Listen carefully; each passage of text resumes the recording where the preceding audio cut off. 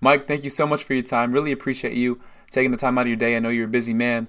So for the listeners at home, will you tell us a little bit about your background, your motivation, and kind of where you are currently?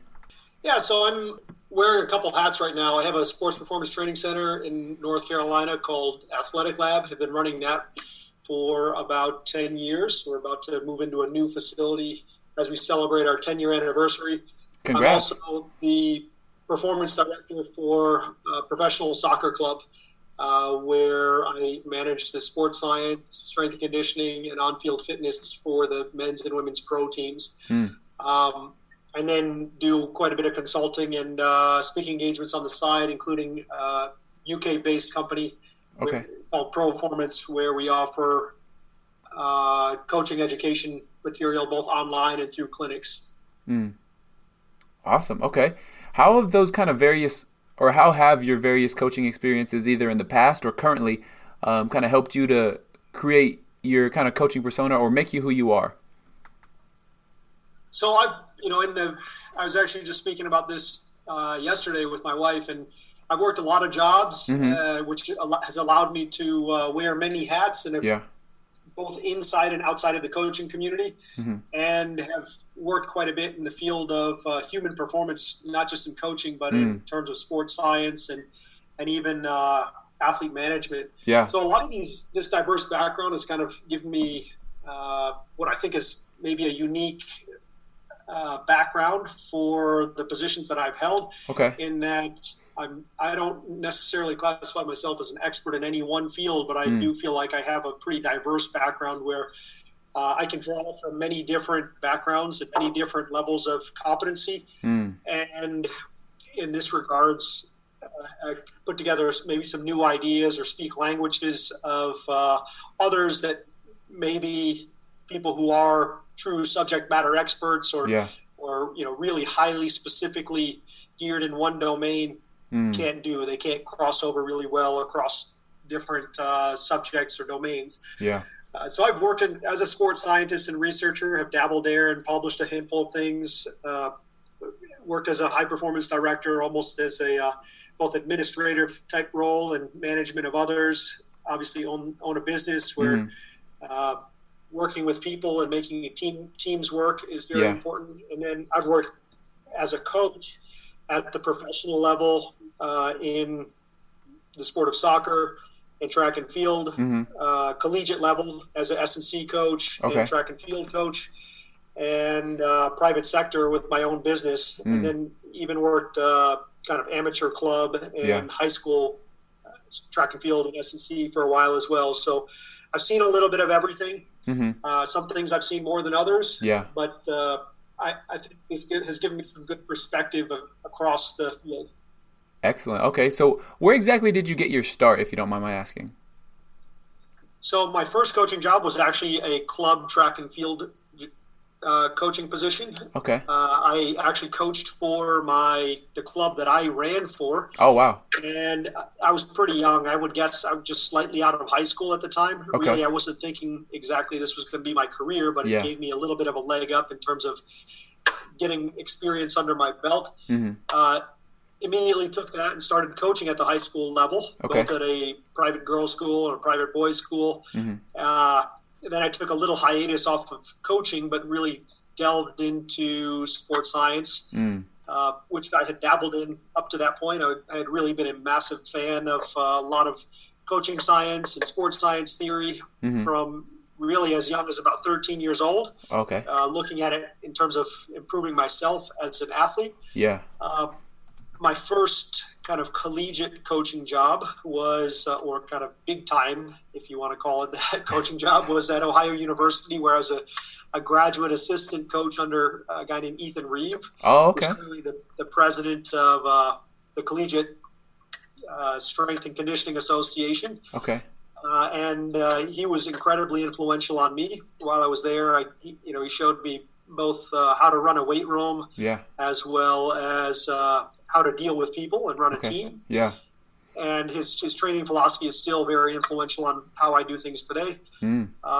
And while I was at Ohio University, I also worked with the track and field team. Okay. From there, I went to LSU And at LSU, that was really accelerated my development. I was able to learn under some of the top coaches in track and field history, really. We had a couple banner years. Yeah. As a team, we won 6 national championships in 4 years, actually in 3 years. I was there for 4 years, but we won 6 national championships in 4 years across men and women, indoor and outdoor track. Wow. And I could see, how to manage teams, how to develop something that is beyond the individual, but will set up a long-term track record for success, sustainable success, sustainable excellence. Yeah. And then obviously with guys there like Boo Schexnayder, Dennis Shaver, Pat Henry, and opening the door to a network that included guys like Lauren Seagrave and Dan Paff, that the book learning or the real world learning in terms of the X's and O's of athletic development was just put on the fast track. Yeah, I was about to say that's quite the list of people there. Yeah, I've been pretty lucky in terms of some cases I've just stumbled into these mentors, and other cases I've sought them out. Yeah, that's excellent. Okay. So was it kind of your goal, because right now you said you work with a little bit of track, but also you consult with professional soccer. Was one sport more the goal, or did you kind of just fall into one by chance? Track has always been my passion. Okay. I was a track and field athlete, and then that's where I started as a coach. Yeah. That and strength and conditioning, and then I opened my training center, and we had almost exclusively track and field athletes at the time. Okay. Which isn't saying much because we didn't have too many athletes, but we had a lot of very good track and field athletes at the time. Okay. And at some point in that first year, the professional soccer coach of the local club walked in the door, and he said, "Hey, I've heard good things about you. Can you train our team?" And we needed more clients, and I certainly wasn't going to balk at someone asking me to work with professionals. Yeah. So I started working with this professional soccer club. Okay. They were very successful. We won 2 league championships in the second division of U.S. soccer. Yeah. Which is a big turnaround. Yeah. And then from there, I just started getting offers for soccer jobs. We were that team was very dominant on the field in terms of their physicality. Yeah. From there, I took a job with a MLS club, first division U.S. soccer. And one of the first things you notice when you start working in realms outside of track and field is that how much more money there is, basically. Yeah. And in track and field. Yeah. You don't do track and field for the money. You do track and field because you love it and the purity of the sport. Yeah. But I didn't really know anything about soccer at the time. And I certainly didn't do it for the money. I really enjoy working with the sport. I've really, learned the sport as much as I can. I love the challenges that it imposes on you as a coach that you don't see as a track and field coach. Yeah. And worked with the MLS club for 2.5 years. Had kind of stopped working with track and field, or even slightly moved away from my private training business because I'd moved to Canada for that. But then when I came back, I started picking everything else back up again. So I started working with the soccer club again. Okay. Came back to a different soccer club. Yeah. Added a women's soccer club in there. Okay. It's been very successful. Yeah. Started working with track and field again about 2-3 years ago. Okay. And back to my private training center. So soccer kind of happened by accident. I've really embraced it.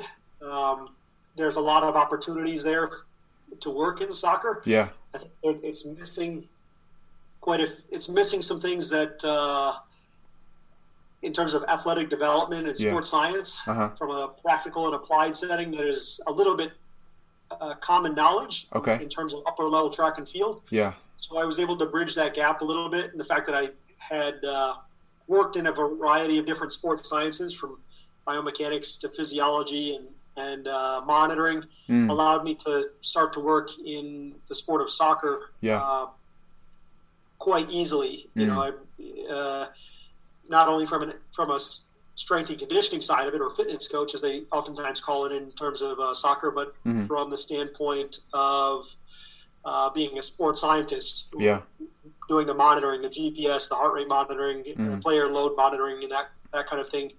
was relatively easy to pick up Mm. for me because of my varied background. Yeah. And so, touching more on that background, were you able to kind of learn the sports science piece?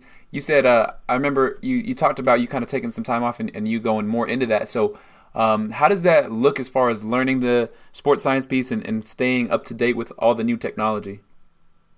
Well, it is. This is what I would say is I've worked across multiple different sports now, Mm-hmm. and the big thing is knowing you don't know anything and being willing to learn as much as you can. Yeah. And if you can do that, then obviously the background in sports sciences and working in high level sport helps. Mm-hmm. But if you're really willing to dive in and not think that you know everything and Yeah. learn everything, then I think it'll go a long way. Mm. The sports technology is a little bit different. Okay.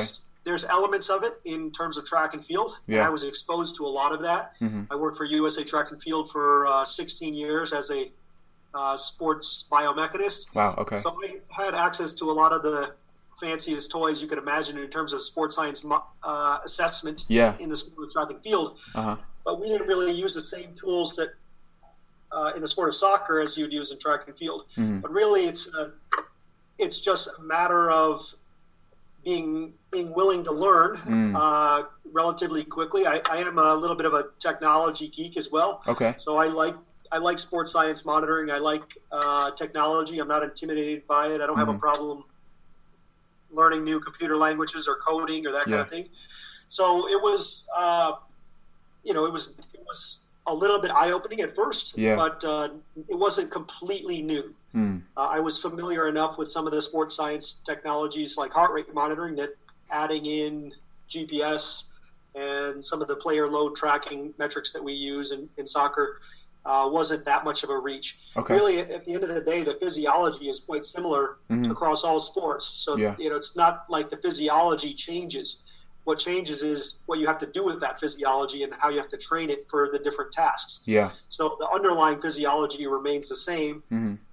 And if you have a pretty good background in that, my undergraduate degree is in physiology, my doctorate minor's in physiology. It really goes a long way. It lays the foundation, I think, for being able to span sports. Yeah, that makes sense. Okay. So what kind of drew you to create Athletic Lab? So there was a couple things. I had it in the back of my mind to start Athletic Lab in about 2002. I founded a company with a friend of mine called Human Performance Consulting. Okay. And we were largely a consulting business, a virtual company. Yeah. We worked with some big names, USA Speed Skating, USA Weightlifting, USA Track and Field, and had some nice contracts with them. Yeah. And we just did the bulk of our work at our kitchen table. Okay. And, then I took a job. I graduated or I finished my studies at LSU and took a job at West Point coaching track and field there. I stayed there for 3 years while I worked on my doctorate. Yeah. Got my doctorate. And in that year, my daughter was born. Okay. And that was somewhere at the start of the indoor season. And when that happened, I was gone for probably a third of her first 3 months of being on this planet. Yeah. And at that point in time, I realized, like, wow, this is when you work collegiate track and field, it's very time demanding. And, you're at the disposal of the collegiate season. You're at the disposal of recruiting seasons. Yeah. You might have to go on a whim. Track and field meets are all day long. And I was like, as much as I love this, it's not great for my family. Yeah. So I said, hey, okay, after this year, I'm going to move on and coach or open my own training center, which had been in the back of my mind at some point, but I hadn't pulled the trigger. Okay. So flash forward about a couple months, I ended up moving sight unseen to North Carolina. I had never really been to North Carolina before that, but I had done quite a bit of market research on areas that would work for us. Ended up choosing North Carolina for a variety of reasons, some of which are much longer story than we have here. Okay. But it ended up working out well. Yeah. We opened up in a small warehouse.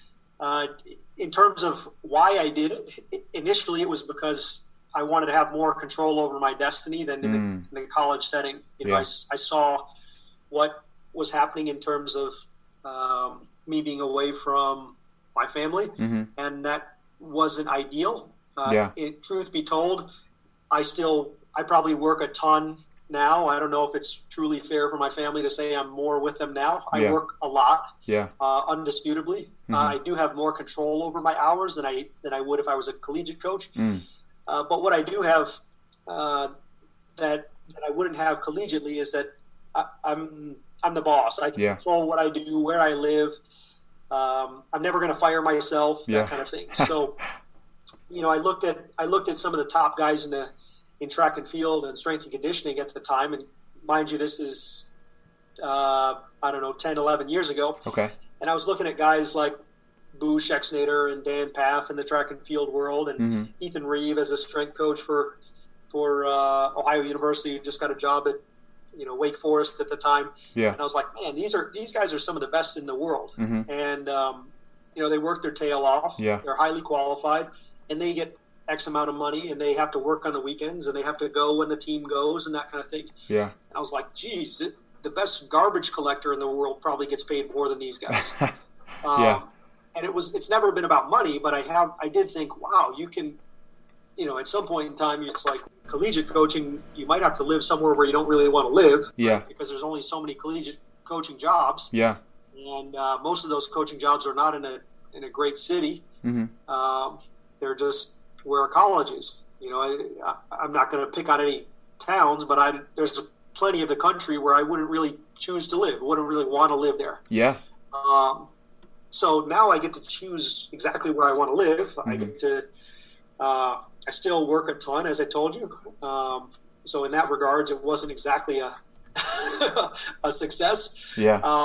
But I do have control over what I do, who I work with, that kind of thing. If I have a bad athlete that I don't get along with, or that doesn't have great work ethic, I don't have to work with them. Yeah. I can fire the athletes rather than athletes or the athletic director firing me. Yeah. And thankfully, I've never been fired from sport before. Mm-hmm. But the idea that you're at the whim of someone else. You lose the conference championship, and the AD says, "Hey, we're going to get rid of you." Or if you're a strength and conditioning coach and a new football coach comes in, they can just get rid of you just like that. Yeah. That didn't sit very well with me. Mm-hmm. So being able to have a little bit more control, I guess, was the underlying factor for me. Okay. And so on that same note, right, how has the business side been for you and learning that whole process? Again, very eye-opening. I made a ton of mistakes, especially early on. Mm-hmm. From a training standpoint, I was a coach. Yeah. I wasn't necessarily. I was a group leader, mm-hmm. event group leader. I could lead a weight room real well. Yeah. But leading an entire staff, an entire team mm-hmm. of high performance experts is difficult. Yeah. Dealing with clients on an individual basis is difficult. Mm-hmm. Doing things like accounting and tax work and everything else, those were all new skill sets that I had to learn quite quickly. Mm-hmm. And if you're a small business owner and you have to kind of start up with, we didn't take any investment capital, we didn't take out any loans. Yeah. We just basically did it on our own. Wow. It was literally do everything. Yeah. Plunge the toilet, clean the floors. Yeah. Build the website, mm-hmm. every single thing. So you have to put on a lot of different hats. Yeah. We made a ton of mistakes. I've never really looked at the mistakes as a waste of time or as a failure. It was always just like, okay, let's learn from that and move on. Yeah. And we try to do that as much as possible. Mm-hmm. And that's helped us. We're very agile as a company because we try to keep a lot of stuff in-house. Mm-hmm. Right now, we started as I did have a minority business owner, minority partner business owner to start. Okay. He's since been bought out, but so right now it's just me. And in terms of the decision-making process, so it allows us to be a little bit more agile. I run things very democratically. We've got a lot of really smart people providing input. Yeah. And at the end of the day, though, it's not like we're a massive bureaucracy like you might see at the collegiate setting. Yeah. We can make decisions pretty quick and change course relatively often. Yeah. if we need to. So once we make a mistake, it's actually pretty easy to move on. Mm-hmm. And as I said, we've made a ton of mistakes. I've made a ton of mistakes. Yeah. We just learn from them and try to get better and keep going. And I think we are a setting where hard work, perseverance, and I think what has kind of become known as grit Yeah. really paid off for us. You know, we Okay. are in some regards a very gritty business Yeah, as a yeah, whole in terms of strength and conditioning, Yeah. coaching, and that kind of thing. Mm-hmm. But this is amplified at the private sector strength and conditioning level, and even more so, I think, in-house at Athletic Lab. Yeah, yeah, no, that sounds, I agree. What kind of recommendations would you have for somebody that's trying to do something similar, take a similar path as you? So I would suggest maybe finding someone that has done it before. You know, it is a very difficult field Yeah. to have sustained success in. You know, you see Yeah. a lot of people start up and they can do well for a couple of years, but then you realize, like, wow, I'm still working a ton of hours and, Yeah. you know, not making a ton of money, and I've got all these people that are dependent on me, and that can be pretty difficult Yeah. to handle sometimes. That's part of what I enjoy about it. I like the daily grind. Mm-hmm. This is really my passion. Yeah. But find someone where you don't have to do all the mistakes yourself. At the time, I didn't really know anyone that could provide that guiding light for me, and you know, I could learn from their mistakes. But you know, there are people out there who have been there and done that, who either have successful businesses and have been able to sustain it, or who have had those businesses and left them Yeah. because, you know, it failed. And you can learn from their mistakes rather than have to go through them yourselves, because I don't think they're going to be specific to any one situation. You know, Yeah. I mean, right off the bat, I tell people, hey man, get a good member management system. Yeah. Make sure your accounting is on point. You Yeah. know, stuff like that. There's little things where people might take it for granted, Mm-hmm.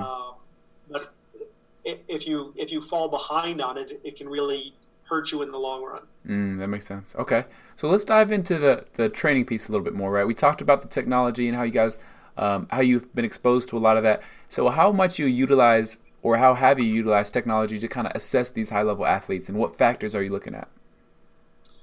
So we've got a lot of different gadgets and toys at Athletic Lab. So we are using, we use two different GPS and heart rate monitoring systems. We use Polar Team Pro for our men's team, and Apex, StatsForce Apex system for our women's team. Okay. And when you say men's and women's, you talk those platforms from ForceDex. We use flywheels for eccentric testing and training from Eccentric. We use velocity-based measures from Push, and we're testing out Perch right now. Okay. We've got blood lactate monitoring.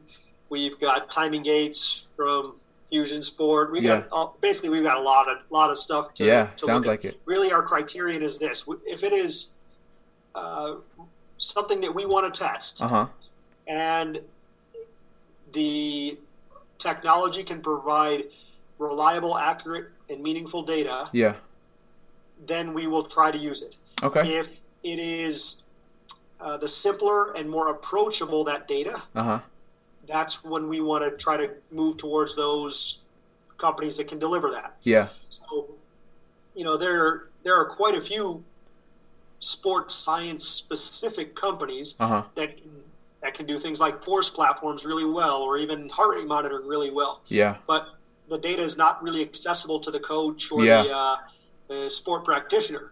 So that's going to, you know, even though the data is going to be great, we're not going to try to move in that direction because we want to be able to use the data. So user friendliness is somewhat critical for us. We are trying to be able to turn around data really quickly. We're in a fast-paced environment where we work with pros who expect information relatively quickly.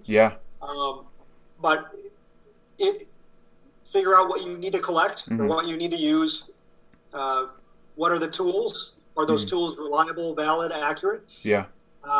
Can you afford them? Obviously. And then big one. If you've chosen the tool, make sure that whatever data you collect becomes actionable, usable. So don't just collect data for the sake of collecting data, but you know, you're turning out reports quickly. You're using information to guide the training process or to assess the training readiness or the adaptability to training. Yeah. So, I think we could conceivably do without sports technology. Okay. That wouldn't be super hard for us to do, but it would change our identity a little bit. Yeah. We called the Business Athletic Lab for a reason. Mm-hmm. We use sports technology to drive this scientific process. Yeah. It is part of assessing and testing that is really critical to what we do. Yeah. We are firm believers in the scientific method, basically, which is, have a hypothesis, test, retest, revise your hypothesis if necessary. Yeah. And, that bears itself out in terms of monitoring as well as training plans and everything else. So we use it very frequently. It's a really critical part of what we do. Mm-hmm. And we're quick to move on to a technology if we feel like it's going to provide a better user experience. Yeah. But at the end of the day, we're not a sports technology company. We are a training facility, sports performance company. Yeah. Where that we want to deliver the highest level of performance. Yeah. And technology adds an element to that. Yeah, that makes sense. At the end of the day, technology, I don't think will replace coaching anytime soon. Yeah. But it can enhance it if it's done well. Yeah, no, definitely. And you kind of talked about this topic this past week at the CSCCA, but will you talk a little bit about kind of speed training and team sports specifically related to the Soccers at any level? Yeah, I'm a huge advocate of everyone doing some form of speed training, even sports where it's not a seemingly super important.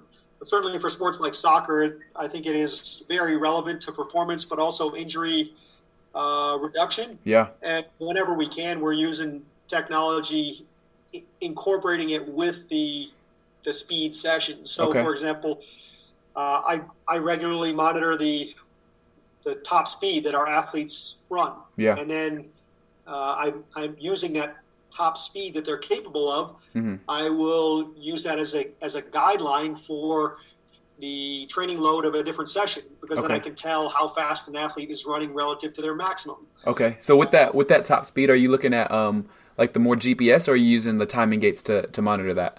So it's a little bit of both. We have timing gates. Mm-hmm. The soccer players have run your standard 30 meters. Yeah. That's with 10-meter splits. And we have acceleration capabilities based off of the 0 to 10 and 0 to 20. Yeah. And then top speed capacities based off of the 20 to 30 split. Okay. Oftentimes what we'll see is, because we don't test we don't test all that often. Yeah. Typically we'll test about 2 to 3 times a year. Okay. With the team sport athletes. Mm-hmm. Oftentimes those test metrics actually fall behind what the athlete is capable of. So for example, we see some of the athletes where we have GPS and heart rate monitoring on the athletes every day. Yeah. So, someone could improve, 2 to 3 weeks after they did a test on the timing gates, and we'll catch it on the GPS rather than, before we see it on the next testing event. And if that's the case, we'll just update there. Sometimes you have to watch for the comparability of the two different testing measures. But it's really not that uncommon to see that people get faster, or say an injured athlete gets slower, and it shows up on the GPS when it, before it shows up again on the testing with the timing gates. Yeah. If I had my choice, I think the timing gates are probably the most accurate way to do it. Okay. But, again, that's 2 to 3 times a year versus every single day of the year with the GPS. Mm-hmm. No, I agree. Okay. Interesting. And so with that, have you also, how have you incorporated that into your kind of energy development sessions, the speed training? So it's a little bit tricky with the team sport athletes. We do about 2 days a week of structured energy system development training. Okay. We'll run kind of a classic old school workout that our head coaches like. Okay. And then I get to handle the other sessions. The the other sessions, and then also embedded within that is the sport practice. So the sport practices are generally designed so that they're effectively energy system development as well in a very Yeah. sport specific manner. Okay. They're not a replacement for dedicated fitness work, but they actually make up the bulk of our energy system development work. I gotcha. I'm a huge advocate for dedicated off the ball energy system development work. Yeah. But I think that you're only going to get so much time at that kind of work Yeah, that's true. in a pro or collegiate setting. You just simply the players have to play their sport. So the best way to handle it is make sure that when they're playing their sport, they're getting the workout that you're wanting. Okay, that makes sense. And how has that kind of management been? Because you talked about some of the coach involvement as well. How has that coach involvement affected, or how do you guys work together, and how does that look? So I have a fantastic relationship with every soccer coach that I've worked with. Okay. Part of that is because I've been brought in basically rather than hired. Yeah. For example, so I come in with the immediate benefit of the doubt. Okay. In every case except for one.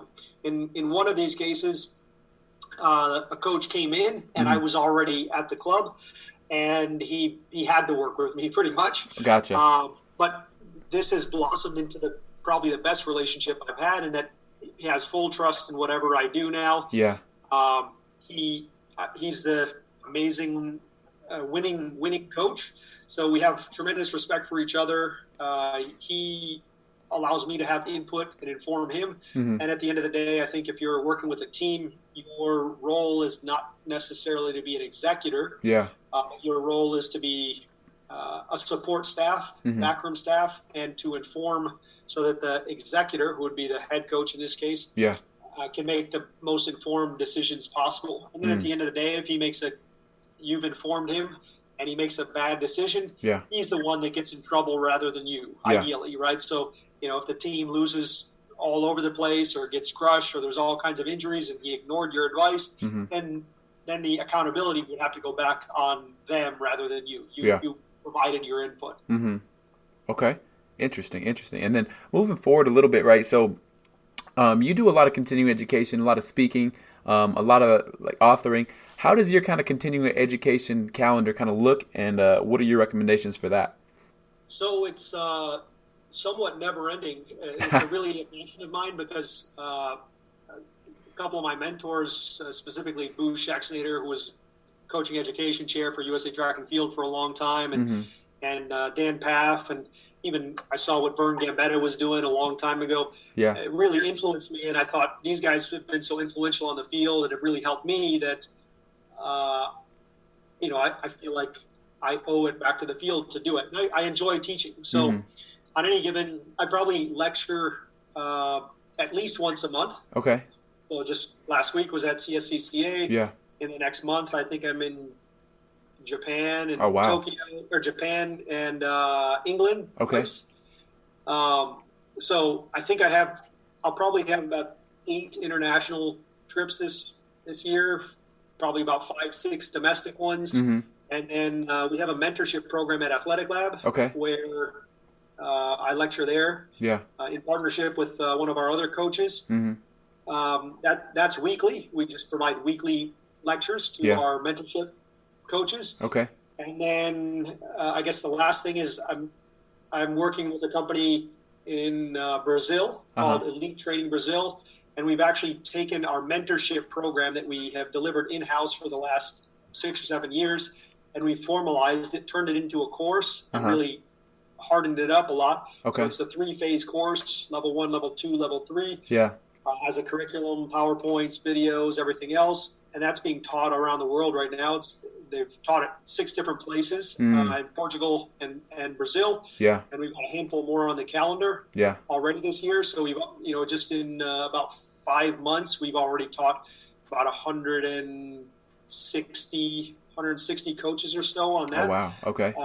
And that one's growing. That one I look at as an extension of Athletic Lab. We're really trying to. It's not Mike Young necessarily. It's more just, let's put this coaching initiative out there. Yeah. The curriculum was co-written by some of my great staff and myself. directed the outline kind of in the athletic lab way of doing things. Okay, awesome. And then how does that trickle down to your staff members? Because you talked about how some of your staff members participate in some of that, but generally speaking, how does the continuing education trickle down to, say, even the lower members of the staff? Sure. So every single person on the staff, top to bottom, has gone through the mentorship program. Oh, okay. So they were all hired from the mentorship program Yeah. themselves. So they are all on board in terms of philosophy. They fit in well with everyone else. But then also, we have what we call an open source model here, a merit-based open source model. Okay. And any person, even someone who was hired a week or two ago, an intern, they could conceivably come in and contribute to that open source model. If it's better than what we're doing now, Oh, wow. an Okay. idea or a way of doing things, we're gonna take that on. Yeah. So we're very open to change if that change meets the criterion of being better than what we're currently doing, or more research validated or more field proven. Yeah. Of the staff Yeah. that we currently have right now, which is 12, Mm-hmm. we have 4 who have written or are currently writing part of that curriculum that I just told you about. So Okay. I've written the bulk of it or laid the outline for it, Yeah. but then we've got a lot of other guys on there who are writing as well. And we've got a really bright staff. You know, Yeah. our average staff member has a master's degree in sports science and has done the mentorship. And we've got guys that have done internships all over the place, Yeah. including some with some of the best coaches in the U.S. So we've got a very experienced staff here. Yeah. They will help write some of that curriculum that we're delivering for our worldwide course. And Okay. then a couple of them are helping me teach from time to time. So at least a third of the class contribute, or a third of our staff contribute to our coaching education initiatives. We've got some really bright guys. I'd like for them to kind of get out in the world and start lecturing themselves more. And that's just more a matter of getting these guys opportunities to present because they're sharp guys. Yeah, excellent. Okay. And then moving forward to this last segment here, I know we're running kind of close on time, but what are some resources that kind of have had a big impact on you personally? So I think I've alluded to this one already, but I think finding a mentor coach is really critical. I can't understate that enough. When you're looking for a mentor coach, as I said before, I kind of lucked into some of this, but what I would say in retrospect is find someone who has been successful in the field, not just been in the field for a long time, but been successful in the field, and who's openly willing to give back to you. Recognize that you might have to do something in exchange for that, but a good mentor will be a give and take for sure. Okay. I would be voracious in reading and in listening and learning to lectures. There's so many great resources out there right now in terms of ebooks and podcasts and books that are out there and videos that are out there. Yeah. But that is a little bit of a blessing in disguise sometimes because there's just a ton of information out there, but it also means that you have to delve through a lot of crap information. Yeah, there's a lot of sorting. It's more difficult than ever to determine what is real and what is fake. Or what is not good. Yeah. So again, go back to someone that doesn't, not necessarily has the flashiest content out there. The more I tour around the world, the more I realize some of the smartest guys in the world are not the people that you know. They're people that are just kind of toiling in silence is what I call it. They're doing fantastic work. They don't have a blog. They don't have a podcast. They don't have a website, but they're killing it in terms of their sports performance or their high performance directorships. If you can find those resources, that's invaluable. Whether that is through book or through podcast or whatever. A lot of times those guys do have resources out there. They're just harder to find. And then I think the last thing would be just look a little bit outside of your subject matter expertise. If you can, whether that's reading leadership books or reading business books, or if your background is in biomechanics, pick up a physiology book. Pick up a motor learning book. Pick up a coaching science book. Pick up a training theory book. So expand your level of competency so that you can begin to speak these other these other languages. You know, if you're only working in the sport of track and field, Yeah. start to learn another sport or another event, perhaps. If you're only working in the sport of soccer, maybe you start to look at rugby and see what you can pick up there. Yeah. And when you get that kind of cross-pollination of ideas, I think it can be very valuable. I love that. I love that idea. Okay. And then moving forward just a little bit, right? So what are some quotes, if you have any, that you live by? My wife hates this one, but the one that always comes to mind for me is bite off more than you can chew and then chew it. Okay. Because that's kind of how I generally run things is I try not to ever pass up opportunities. Yeah. And I know I was a pain in the butt getting scheduled for this podcast here. And part of that is because I've overbooked myself tremendously over the past couple of weeks. Okay. But, Yeah. You know, anything I like to do these kinds of things for both to provide content, but also any opportunity that you can. Yeah. You know, especially if you're a young coach. Yeah. You know, don't pass those up. Put yourself out there. Let yourself be wrong. Let yourself fail. Let yourself have these mistakes, or you know, make other people kind of say, "What is he doing?" or whatever. It forces you to learn, and I think that's where you really get this accelerated growth. I love that. Okay. Is there a thought or experience from your past that you've held on to that has made a big difference in your life now? I think I kind of mentioned a couple of them. I think the being at LSU and was really, really critical for me, even running a business, and not so much the technical expertise and learning that I had there was beyond reproach, but really the biggest thing that I left with from there was never accept mediocrity. So I like that. It was just an unrelenting pursuit of excellence, especially in those 4 years when I was there. You know, winning conference but not winning nationals was not enough. Coming in third at nationals was not enough. It was just, we had an explicit goal of being the top team in the country. Yeah. And everything was geared towards that. And I think that mindset of just pursuit of excellence and having that drive everything that you do is very important. I love it. Okay. And then I know we're really close on time, so last kind of question here.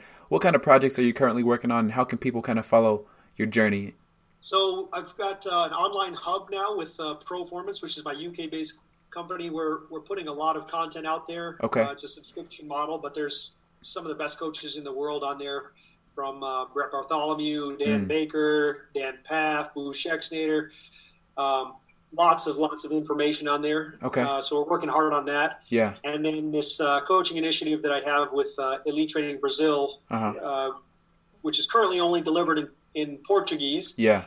In Brazil and Portugal, but we're probably going to be launching that as well in English as well. So we'll probably do our first test course for that this summer. Yeah. And then see if we can deliver that as well, since there seems to be a demand for it, and it kind of fits in the vein of providing content that we would like to share and that I think other people would like to hear. Excellent. And then you're also fairly active on social media, correct? Yeah, yes and no. Some of it is automated, but I try to share as much as that I can. Yeah. I have the benefit of being of the generation where I put out a lot of digital information very early on in terms of YouTube and blogging and so forth. Yeah. So I have a long track record for content out there, which I can just kind of remix and put back up again. Okay. And some things is brand new, and some things are older and just get rehashed. But yeah, so I'm active on Twitter. Okay. Just my handle's at Mike Young, real simple. On Instagram, which tends to be a little bit more of a travel business related site. Yeah. Some coaching content on there as well, but that's at Mike Young PhD. And then on our Facebook page and YouTube page, which are both at Athletic Lab, we put out a lot of videos and coaching education content there as well. Excellent. Well, Coach, thank you so much for your time. I really appreciate it. Glad we were finally able to connect. And I wish you luck in all your future endeavors and upcoming things, and hope we can connect again soon in the future.